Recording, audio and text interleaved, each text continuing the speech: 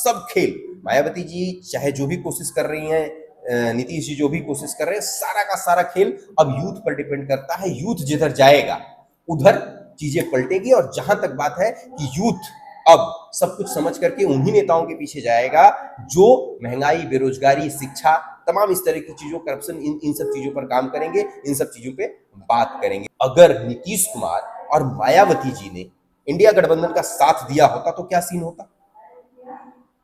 अगर इन दोनों नेताओं ने इंडिया गठबंधन का साथ दिया होता तो आज जो लोग सत्ता में आकर के पिछड़ों दलितों का शोषण कर रहे हैं, मुसलमानों का शोषण करने की मंशा रखते हैं और बहुत हद तक करते हैं, ये लोग सत्ता में नहीं होते।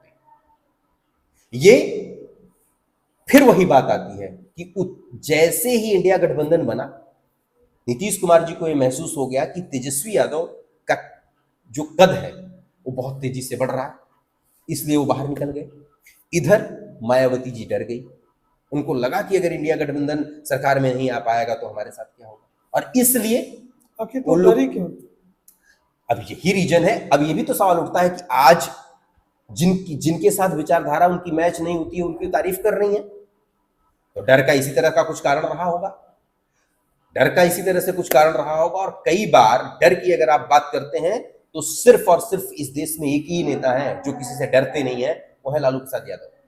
लालू प्रसाद यादव आज की डेट में भी अगर उनकी जो विचारधारा है उसके खिलाफ अगर कोई बात करे तो आप एक बार जाकर के देख लीजिए उनका जवाब कैसा है, उनका लहजा कैसा है, वो किस तरह से उसको जो है कि डिफेंड करते हैं, या किस तरह से उसको जो है कि लोगों को समझाने की कोशिश करते हैं।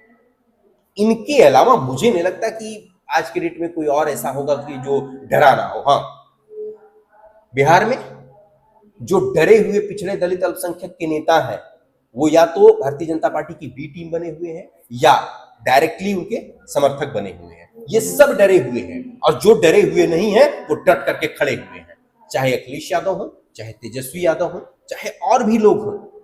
ये और जो एक कहावत ये भी था, एक कहावत ये भी है कि जो डर गया सो मर गया।